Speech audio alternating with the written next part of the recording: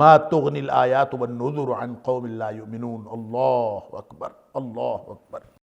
اور جو بے ایمان قوم ہوتی ہے نا، ایمان نہ لانے والی، ان کو نشانیاں اور تنبیہات کبھی کوئی فائدہ نہیں دیتی۔ آیات نشانیاں، نذر دھمکیاں اور تنبیہات، وارننگز، یعنی زمین و آسمان میں کتنی ہی نشانیاں ہیں جو ہر وقت فائدہ دینے والی ہیں۔ آپ جہاں دیکھو، آسمان کو دیکھو، زمین کو دیکھو، افلا ينظرون الى الابل كيف خلقت والى السماء كيف رفعت والى الجبال۔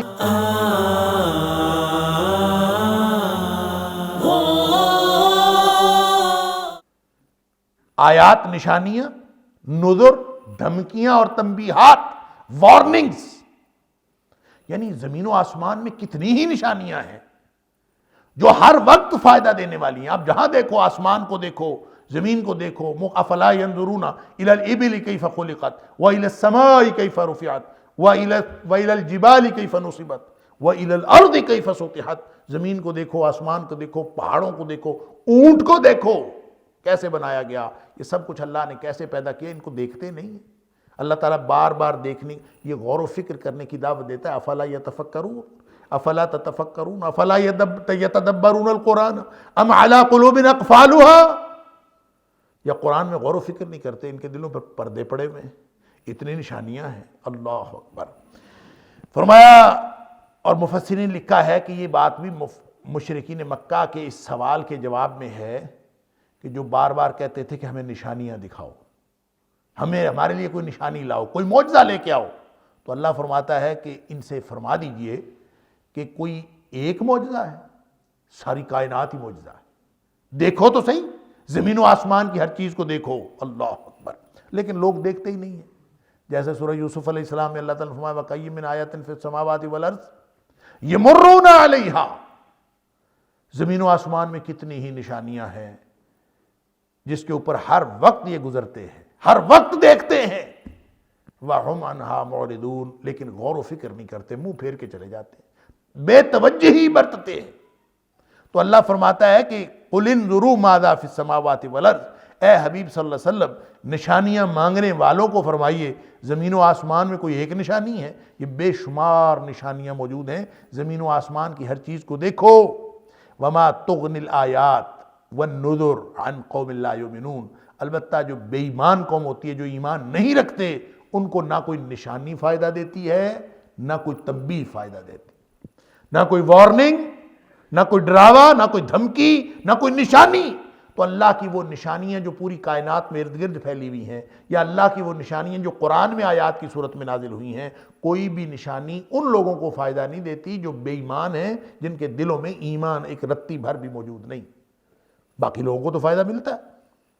فَهَلْ يَنْتَظِرُونَ إِلَّا مِثْلَ أَيَّامِ الَّذِينَ خَلَوْا مِنْ قَبْلِهِمْ۔ اللہ، یہ پھر ایک ڈراوا اور دھمکی ہے ان کو۔ فَهَلْ يَنْتَظِرُونَ، کیا یہ انتظار کر رہے ہیں؟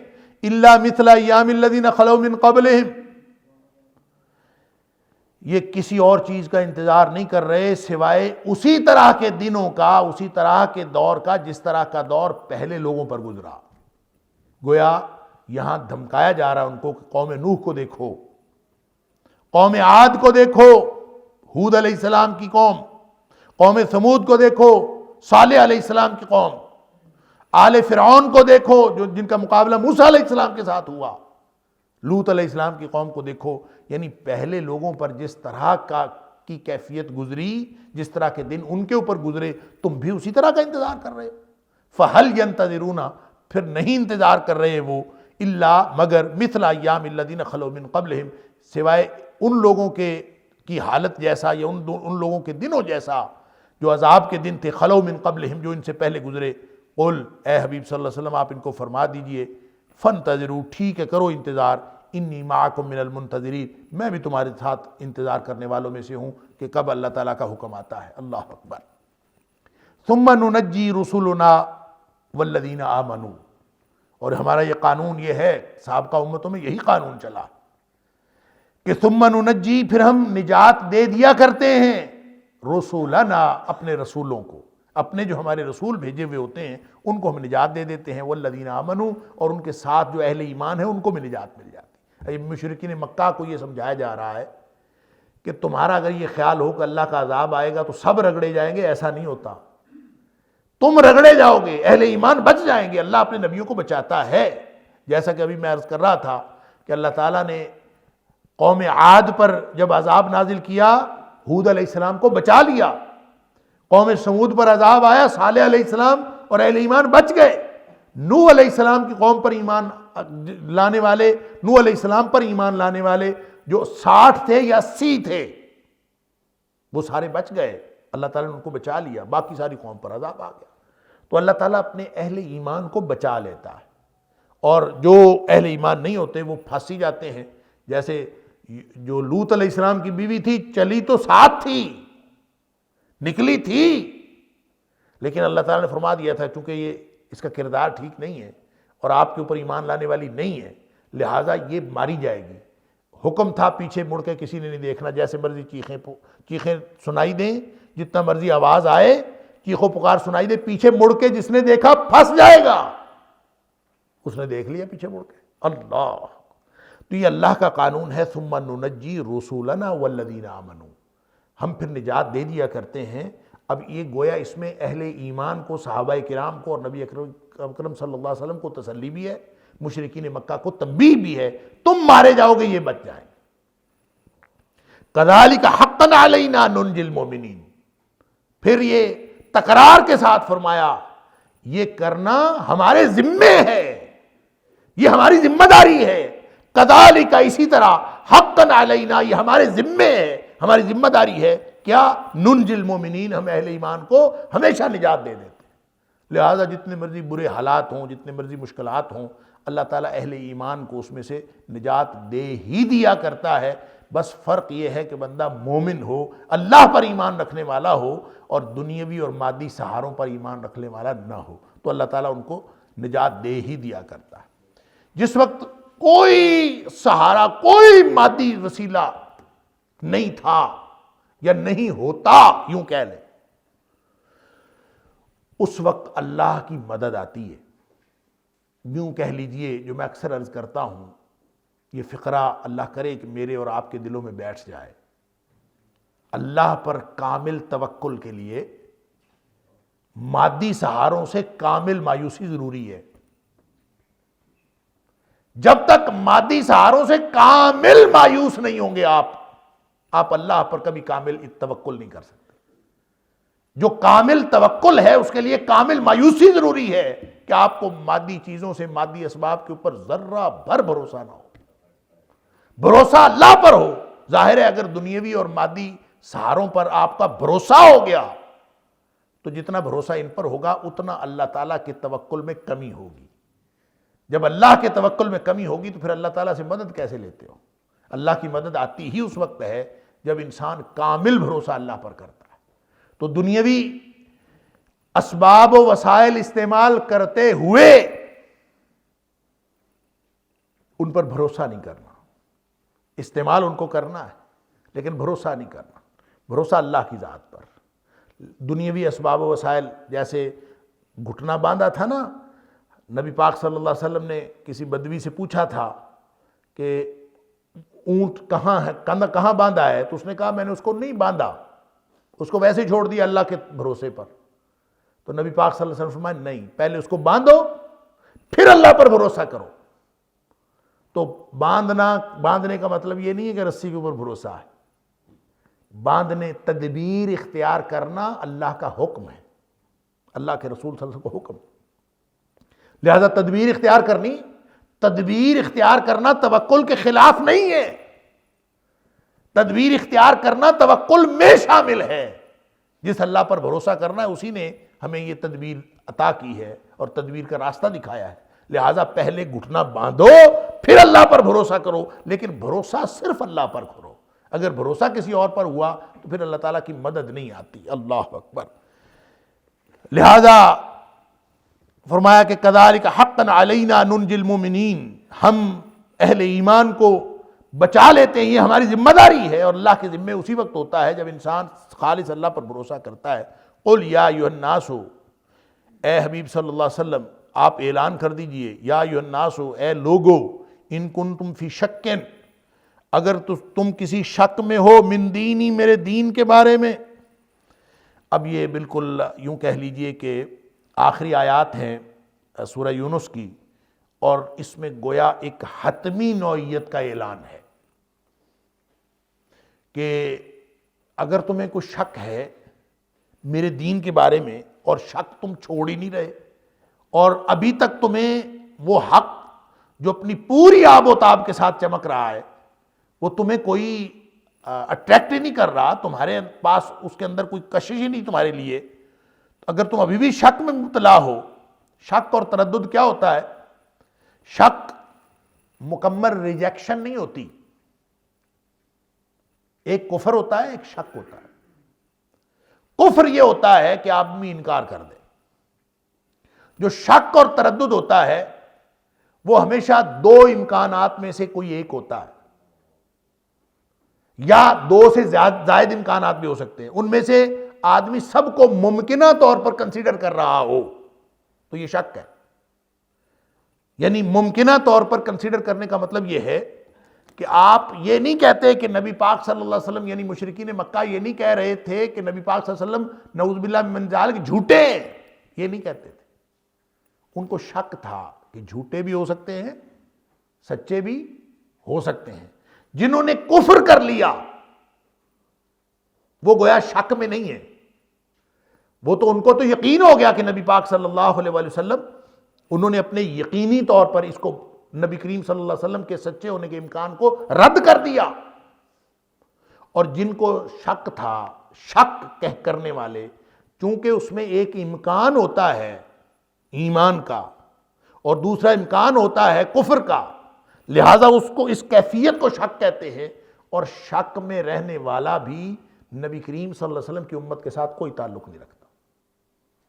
جس کے کوئی جیسے میں نے عرض کیا کہ کامل مایوسی مادی اسباب سے ضروری ہے کامل توکل کے لیے، اسی طرح ایمان مکمل ہوتا ہی نہیں ہے جب تک آپ کفر کے امکان کو، جھوٹ کے امکان کو، تکذیب کے امکان کو، باطل کے امکان کو 100% رد نہیں کرتے، اس وقت تک ایمان مکمل نہیں ہوتا. اس لیے فرمایا ان کنتم فی شکن، اگر تم شک میں ہو من دینی، میرے دین کے بارے میں، فلا اعبد الذین تعبدون من دون اللہ. تو پھر دیکھو شک تمہیں ہے، مجھے نہیں ہے. تمہیں تردد ہے، تم کنسیڈر کر رہے ہو مختلف چیزیں. انہوں نے یہی کہا تھا نا کہ ایسا کرتے ہیں کہ ایک سال ہم مل کے، سب مل کے تیرے رب کی بندگی کر لیا کریں گے، اور ایک سال ہم سب مل کے ہمارے معبودوں کی پوجا کر لیا کریں، تاکہ اگر خیر ادھر ہے تو وہ بھی سب کو مل جائے، اگر خیر ادھر ہے تو وہ بھی سب کو مل جائے. کمال ہے نا ایسا کمپرومائز. اللہ اکبر. ہمیشہ جو مشکوک اور متردد ذہن ہوتے ہیں وہ اسی طرح کی کمپرومائز کی صورتیں نکالتے ہیں، اور مشرکین مکہ نے بھی یہ کمپرومائز کی صورت نکالی تھی.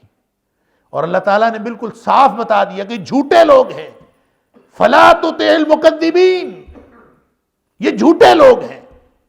ودوا لو تدہن فیدہنون، یہ تو چاہ رہے ہیں کہ کچھ ڈھیل آپ کریں، کچھ ڈھیل وہ کریں. ان کی بات نہیں ماننی. قل یا ایھا الکافرون لا اعبد ما تعبدون اور لکم دینکم ولی دین، تمہارا رستہ اور ہے، میرا رستہ اور ہے. تمہیں اس بات کا یقین نہیں ہے، تم شک میں ہو، میں یقین پر ہوں کہ تمہارا راستہ اور ہے، میرا راستہ اور ہے. گویا ایمان کا راستہ کفر کا راستہ نہیں ہوتا، یہ تو سب کو معلوم ہے. ایمان کا راستہ شک کا راستہ بھی نہیں ہوتا، دوسری بات کو کنسیڈر کرنے کا راستہ بھی نہیں ہوتا. دوسرے امکان کو اگر کوئی شخص اپنے دل و دماغ میں جگہ دیتا ہے، دوسرے کسی امکان کو، یہ ایسے ہی ہے جیسے آپ اللہ اور اس کے رسول صلی اللہ علیہ وسلم کی کوئی بات سنیں تو پھر آپ کے ذہن میں یہ شک ہو کہ شاید یہ دوسری بات بھی ہو سکتی، شاید. اللہ اکبر. نبی کریم صلی اللہ علیہ وسلم نے فرمایا، دیکھیں بعض پرسیپشنز ہیں ہمارے، ہم اپنے پرسیپشن سے باہر ہی نہیں نکلتے. نبی کریم صلی اللہ علیہ وسلم نے فرمایا صدقہ مال میں سے کمی نہیں کرتا. ما نقصت صدقۃ من مال، مال میں کمی نہیں کرتا صدقہ. ہم 100 روپے میں سے 10 روپے دے دیں، باقی 90 رہ جاتے ہیں. اب نبی پاک صلی اللہ علیہ وسلم فرما رہے ہیں کہ صدقہ مال میں سے کمی نہیں کرتا. ہم کہتے ہیں کہ 100 مائنس 10 باقی 90 رہ گئے. تو یقین کس بات پر ہے؟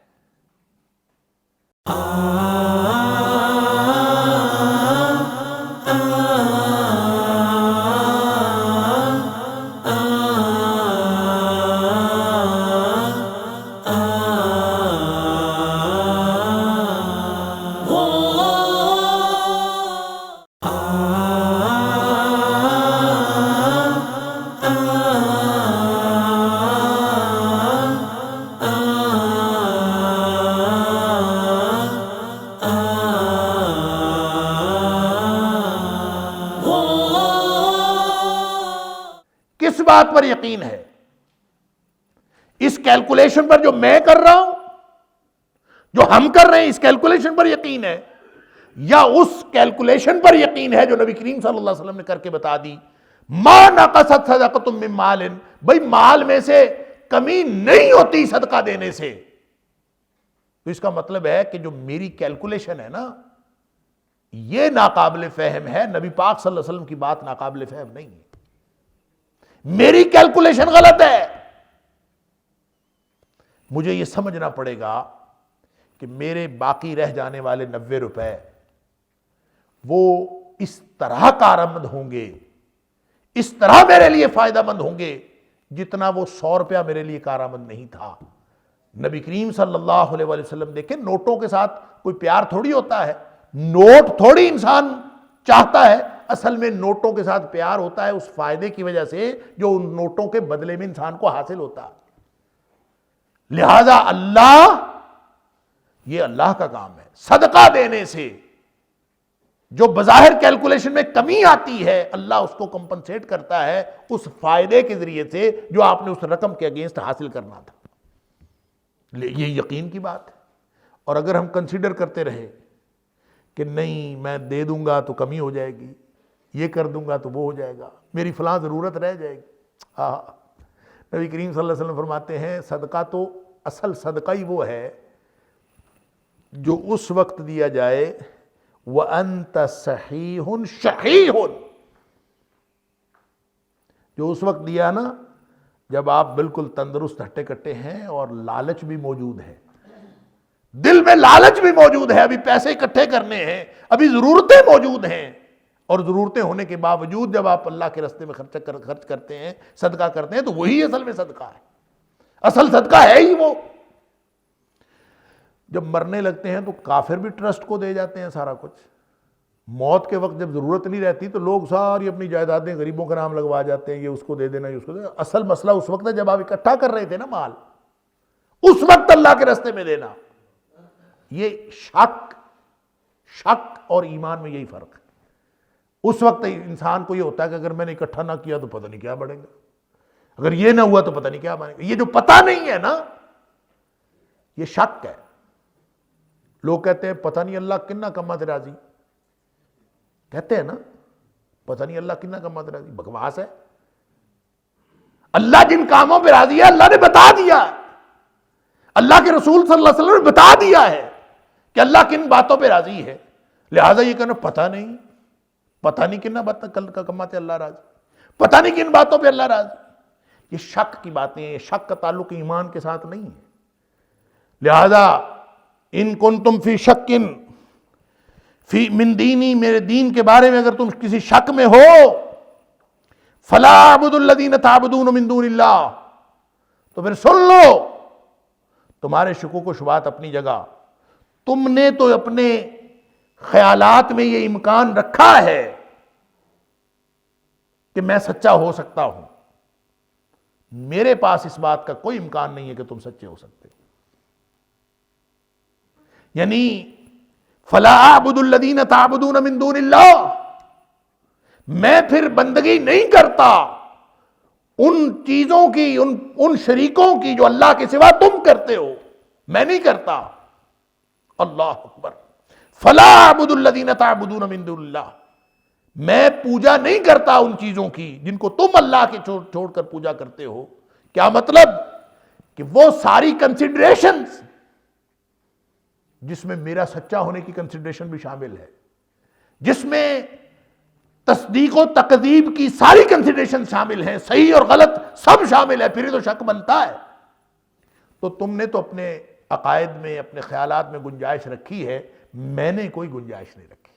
میری طرف سے معاملہ کلیئر ہے. فلا اعبد اللہ فلا اعبد الذین تعبدون من دون اللہ. میں ان چیزوں کی بندگی نہیں کرتا جن کی تم کرتے ہو اللہ کو چھوڑ کر. ولکن اعبد اللہ الذی یتوفاکم. میں تو عبادت کرتا ہوں، غلام بنتا ہوں، غلامی کرتا ہوں صرف اللہ کی. یتوفاکم، وہ اللہ جو تمہیں فوت کرے گا، جو تمہیں موت دیتا ہے، جس کے ہاتھ میں موت اور زندگی ہے. وَأُمِرْتُ أَنْ أَكُونَ مِنَ الْمُؤْمِنِينَ.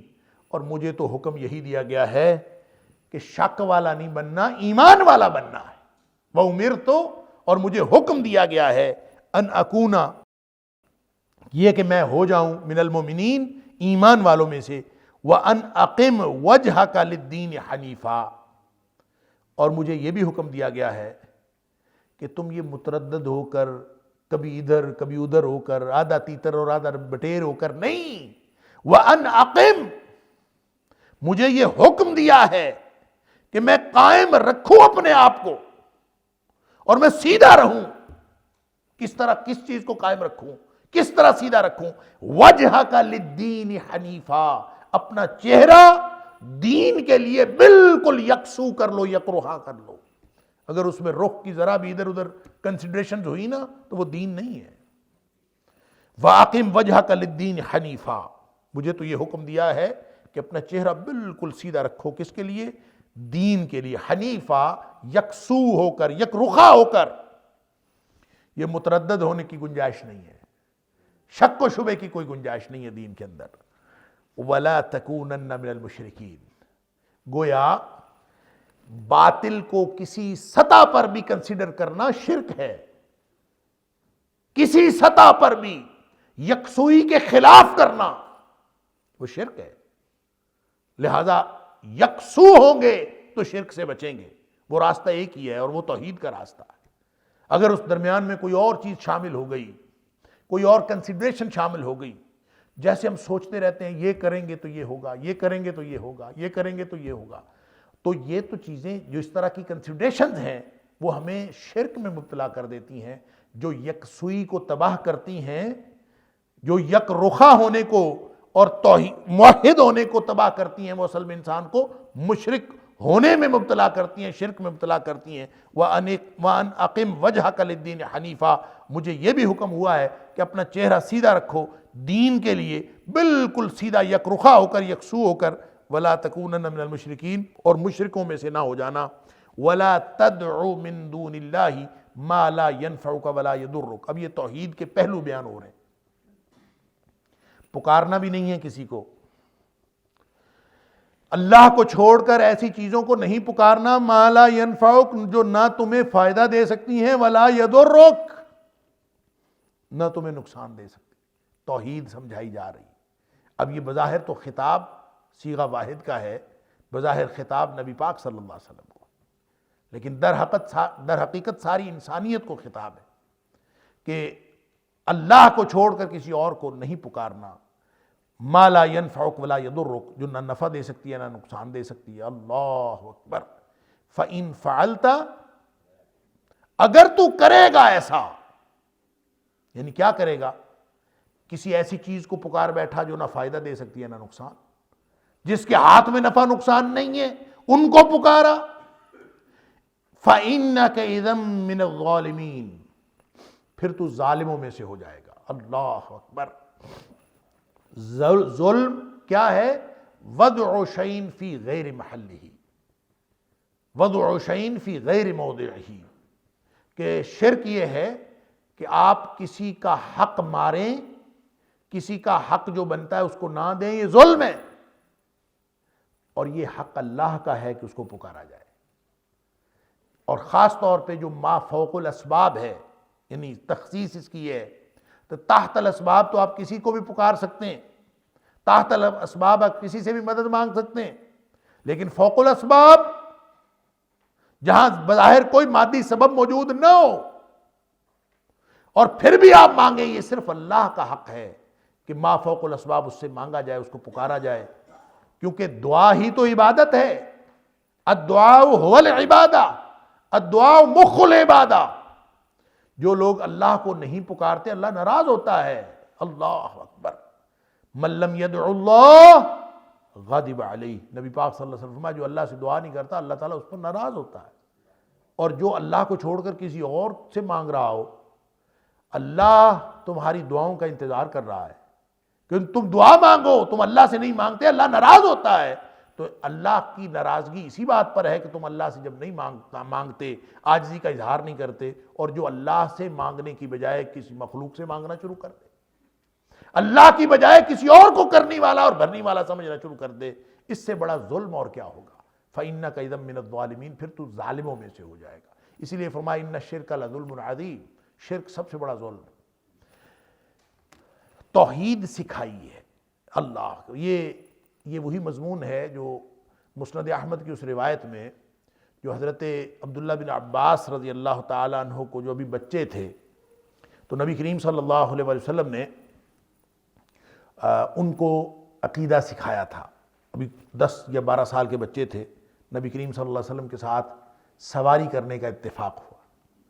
تو جیسے کوئی سواری پہ بیٹھے ہوئے بچے کے ساتھ گپ شپ کرتا ہے بڑا، تو وہ گپ شپ ہے اور 10 نصیحتیں اس میں، اللہ، اور بڑی قیمتی نصیحتیں. بچے کو نبی کریم صلی اللہ علیہ وسلم عقیدہ سمجھا رہے ہیں، اور ان میں ایک بات آپ نے یہ فرمائی کہ یا غلام، اے میرے بچے، ایک بات یہ ذہن میں رکھنا، ہر بات نبی کریم صلی اللہ علیہ وسلم نے خصوصی توجہ کے ساتھ فرمائی، اور یہ بھی بات خصوصی توجہ کے بعد فرمائی وَعْلَمْ، اس بات کو جان لو، ان الامہ، پوری کی پوری انسانیت، پوری کی پوری امت، لو اجتمعوا علی ان ینفعوک، اگر ساری دنیا اکٹھی ہو جائے کہ تجھے کوئی فائدہ دینا ہے، لم ینفعوک الا بشیء قد کتبہ اللہ لک، وہ تجھے فائدہ نہیں دے سکتے. ساری دنیا اکٹھی ہو کے بچے کو سمجھایا جا رہا ہے کہ بیٹا ساری دنیا اکٹھی ہو جائے اور یہ چاہے کہ تجھے فائدہ دینا ہے، وہ فائدہ نہیں دے سکتے سوائے اتنے فائدے کے جو اللہ نے تیرے لیے لکھ دیا ہے. اللہ نے جو لکھ دیا ہے بس وہی فائدہ ملے. امت کے چاہنے سے کچھ نہیں ہوتا، اللہ کے چاہنے سے ہوتا. اور اسی طرح کہا کہ اگر سارے اکٹھے ہو جائیں وَلَوْ اجْتَمَعُوا عَلَىٰ أَن يَضُرُّوكَ شَيْئًا، اگر تجھے نقصان پہنچانے پر سب تل جائیں، اللہ، لم يضروک الا بشیء قد کتبہ اللہ علیک، سوائے اتنے کے نقصان کے جو اللہ نے تیرے لیے نقصان لکھ دیا ہے، اتنا نقصان تو کر سکتے ہیں، اس سے زیادہ تیرا نقصان نہیں کر سکتے. لہٰذا جب ہر چیز نفع نقصان اللہ کے ہاتھ میں ہے تو پھر ہر بات میں امیدیں بھی اللہ سے ہونی چاہیے اور خوف بھی اللہ سے ہونا چاہیے. یہ ایمان اور عقیدہ سکھایا جا رہا ہے. وَإِن يَمْسَسْكَ اللَّهُ بِضُرٍّ، اب یہ چونکہ مخاطبین، اولین مخاطبین تو مشرکین مکہ ہیں، وَإِن يَمْسَسْكَ اللَّهُ بِضُرٍّ، لیکن خطاب نبی پاک صلی اللہ علیہ وسلم سے ہے کہ اگر آپ کو اللہ کوئی نقصان پہنچا دے، اللہ آپ کو کوئی تکلیف پہنچا دے، وَإِن يَمْسَسْكَ اللَّهُ، اگر آپ کو پہنچا دے اللہ بِضُرٍّ، کوئی تکلیف، فَلَا كَاشِفَ لَهُ إِلَّا هُوَ، اس تکلیف کو دور بھی کوئی نہیں کر سکتا سوائے اللہ کے. جس نے پہنچائی ہے وہی دور کرے نا. تو پھر آپ اسی کو کہو. حالانکہ جو صلحاء کا اور اتقیاء کا جو طریقہ رہا ہے نا، وہ جو تکلیفیں پہنچتی ہیں، پہنچتی تو وہ بھی اللہ ہی کی طرف سے ہیں، لیکن وہ اس کو اللہ کی طرف منسوب ہی نہیں کرتے. وہ کہتے ہیں کہ یہ تکلیفیں ہماری وجہ سے پہنچی ہیں، لیکن اس کو دور کرنے کی دعا وہ اللہ سے کرتے ہیں. جیسے ابراہیم علیہ السلام نے کہا کہ وَإِذَا مَرِضْتُ فہو یشفین، میں جب بیمار ہو جاتا ہوں تو مجھے وہ شفا دیتا ہے۔ حالانکہ بیماری بھی اسی کی طرف سے ہے، شفا بھی اسی کی طرف سے ہے، لیکن بیماری کی نسبت اپنی طرف کی، شفا کی نسبت اللہ کی طرف کی۔ میں بیمار ہوتا ہوں تو اللہ فرماتا ہے کہ اگر تجھے اللہ کسی تکلیف میں مبتلا کر دے تو تکلیف ہٹانی کس نے ہے؟ فلا کاشف لہ، اللہ اکبر۔ تم لوگوں کے پاس جاتے ہو، مخلوق کے پاس جاتے ہو، جا کے ماتھے ٹیکتے ہو کہ وہ تمہاری مصیبتیں دور کر دیں، فلا کاشف لہ الا ہو، جس نے تکلیف دی ہے وہی ہٹائے تو ہٹائے۔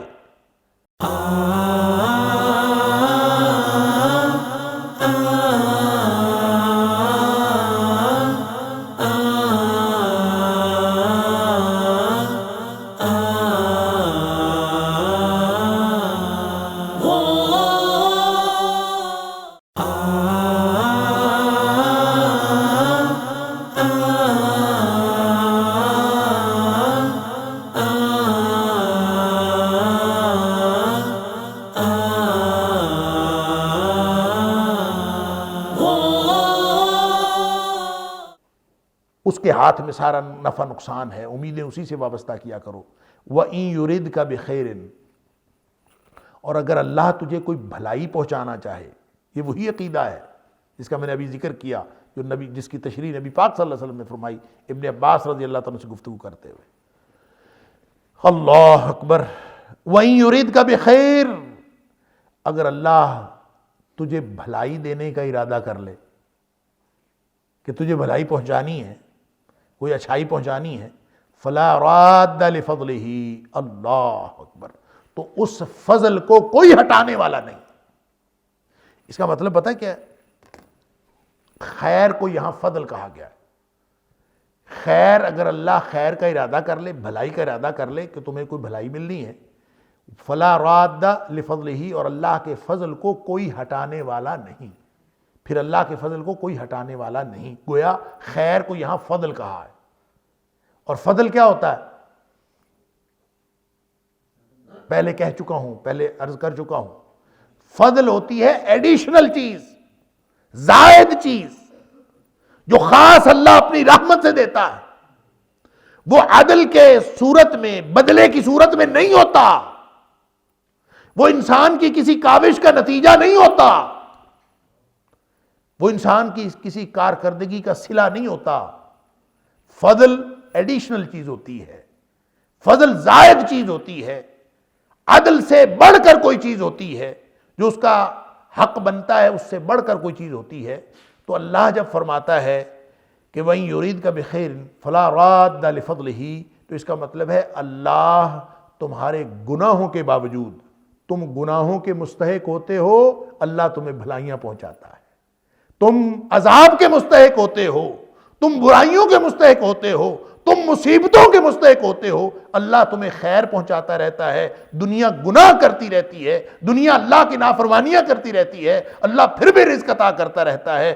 دنیا اللہ کی دشمنی کرتی ہے، اللہ ان کو پھر بھی رزق عطا کرتا ہے۔ یہ دنیا میں جتنے اللہ کی رحمت کے مظاہرے ہیں، جتنے بھی اللہ تعالیٰ کی طرف سے بھلائیاں میسر ہونے کی جتنی بھی مثالیں ہیں، یہ ساری کی ساری اللہ کے فضل کی وجہ سے۔ یعنی اللہ کا فضل ہوتا ہے تو اللہ تعالیٰ سب کچھ دے رہا ہے، وگرنہ ہمارے گناہ، ہمارے کرتوت، ہمارے روز و شب کے معمولات، وہ تو اس قابل ہیں کہ ہمیں عذاب میں مبتلا کیا جائے، ہمیں پکڑ لیا جائے۔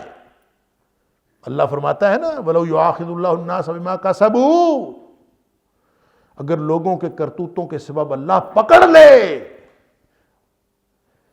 اللہ اکبر، ما ترک علی ظہرہا من دابۃ، تو روئے زمین پر تمہیں کوئی جانور چلتا ہوا نہ نظر آئے، اللہ کا اتنا بڑا عذاب آ جائے، لہذا وہ عذاب نہیں بھیج رہا، یہ اللہ کا فضل ہے۔ وہ خیر کا ارادہ فرماتا ہے ہمارے لیے، پھر بھی بھلائیاں عطا کرتا ہے، یہ اس کا فضل ہے۔ اور وہ جو فضل عطا فرما رہا ہوتا ہے، اپنے فضل سے عطا فرما رہا ہوتا ہے، اور جو کچھ عطا کر رہا ہوتا ہے، فلا راد لفضلہ، دنیا میں کسی کے پاس طاقت نہیں ہے کہ اس کو ہٹا لے، سب طاقتیں اس کے پاس۔ یصیب بہ من یشاء من عبادہ، جسے چاہتا ہے وہ پہنچا دیتا ہے اپنے بندوں میں سے۔ یعنی وہ فضل جس کا اس نے ارادہ کیا ہے، وہ خیر اور بھلائی جس کا اس نے ارادہ کیا، وہ جس کو چاہتا ہے عطا فرما دیتا ہے۔ وَهُوَ الْغَفُورُ الرَّحِيمُ، اور وہی ذات بہت بخشنے والی اور ہمیشہ رحم کرنے والی ذات ہے۔ قُلْ يَا أَيُّهَا النَّاسُ، آپ فرما دیجئے اے لوگو، قَدْ جَاءَكُمُ الْحَقُّ مِنْ رَبِّكُمْ، وہی بات پھر آ گئی، حق آ گیا ہے یقیناً تمہارے پاس تمہارے رب کی طرف سے۔ جب حق آ گیا ہے تو آیت نمبر 32 کی طرف ذرا ایک دفعہ دھیان کر لیجئے، فَمَاذَا بَعْدَ الْحَقِّ إِلَّا الضَّلَالُ۔ جب حق آ گیا ہے تو حق کے بعد کوئی سوال کرنا، کوئی اور چیز سمجھنا، کسی اور طرف رخ کرنا، کوئی اور دلیل کا سوچنا، سوائے گمراہی کے اور کچھ نہیں ہے۔ اللہ اکبر۔ لہذا یہ حق تمہارے پاس آ گیا ہے، فَمَنِ اهْتَدَىٰ فَإِنَّمَا يَهْتَدِي لِنَفْسِهِ۔ اب جو شخص اس ہدایت کے رستے پر چلے گا، اس حق کو عملی طور پر اپنا لے گا اور اس ہدایت کے رستے کو اپنا لے گا، فَإِنَّمَا يَهْتَدِي لِنَفْسِهِ، اس ہدایت کا فائدہ اس کی اپنی جان کو ہوگا۔ فَإِنَّمَا، پس سوائے اس کے نہیں، يَهْتَدِي لِنَفْسِهِ، وہ ہدایت پاتا ہے، ہدایت حاصل کرتا ہے، لِنَفْسِهِ، اپنی ہی جان کے لیے۔ یعنی کسی کا کیا نقصان کرنا اس نے، کسی کا کیا فائدہ کرنا اس نے، کسی کا کوئی فائدہ نہیں کرتا، وہ اپنا ہی فائدہ کرتا ہے۔ فَإِنَّمَا يَهْتَدِي لِنَفْسِهِ، اللہ وَمَنْ ضَلَّ، حق تو حق ہے، حق کو کوئی نقصان نہیں پہنچتا۔ جس نے ہدایت پکڑی اس نے اپنا فائدہ کیا، جس نے گمراہی کا رستہ اختیار کیا، ومن ضل، اور جو گمراہی کا رستہ اختیار کرتا ہے، راہ سے ہٹ جاتا ہے، اس سے ہدایت نہیں پاتا، فَإِنَّمَا يَضِلُّ عَلَيْهَا، تو وہ اپنے جان پر ہی نقصان کرتا ہے۔ فَإِنَّمَا يَضِلُّ، پر نہیں ہے اس کے علاوہ کچھ اور، يَضِلُّ، وہ گمراہ ہوتا ہے، عَلَيْهَا، وہ اسی جان پر اس کا وبال پڑتا ہے۔ لہٰذا کوئی شخص اگر نیکی کر رہا ہے تو اپنا فائدہ کر رہا ہے، کوئی گناہ کر رہا ہے تو اپنا نقصان کر رہا ہے۔ اللہ کی طرف سے جو حق آ گیا ہے وہ حق ہے، وہ پوری آب و تاب کے ساتھ کھڑا ہے، اس کو کوئی مانے تو بھی وہ حق ہے، کوئی نہ مانے تو بھی وہ حق ہے۔ لہذا اس سے اس کا کوئی فرق نہیں پڑتا۔ اللہ اکبر۔ وَمَا أَنَا عَلَيْكُمْ بِوَكِيلٍ، اللہ اکبر، اور میں تمہارے اوپر کوئی نگران نہیں ہوں، میں تمہارے اوپر کوئی ذمہ دار نہیں ہوں، میں کوئی داروغہ نہیں ہوں تمہارے اوپر۔ یعنی اے حبیب صلی اللہ علیہ وسلم یہ اعلان کر دیجئے، نبی کریم صلی اللہ علیہ وسلم کی گویا ذمہ داری نہیں ہے، اگر کوئی ایمان نہیں لاتا تو اس کے ذمہ دار نبی کریم صلی اللہ علیہ وسلم نہیں ہے۔ یہ تسلی بھی ہے نبی پاک صلی اللہ علیہ وسلم کو، اور تنبیہ بھی ہے ساتھ کافروں کو کہ تمہارا کوئی ذمہ دار نہیں ہے۔ نبی کریم صلی اللہ علیہ وسلم کو ذمہ دار نہ سمجھو اس بات کا کہ تم اپنے کفر پر قائم ہو۔